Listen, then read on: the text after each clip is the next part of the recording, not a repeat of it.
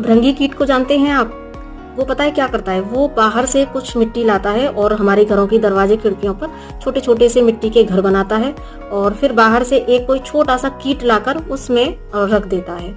अब होता क्या है कि उस कीट के पास में और कोई दूसरा चारा नहीं होता, कोई ऑप्शन नहीं होता, तो वो उस घर में कैद निरंतर सिर्फ और सिर्फ उस भृंगी कीट की ही आवाज को सुनता है और उसके साथ ही वो उसके ही ध्यान में लगातार बना रहता है। तो धीरे धीरे जो एक ट्रांसफॉर्मेशन की जो घटना घटती है वो क्या कि धीरे धीरे वो जो कीट होता है वो भी भृंगी का ही रूप धारण कर लेता है, बिल्कुल भृंगी बन जाता है। तो उसी तरीके से यहाँ पर प्रकृति हमें एक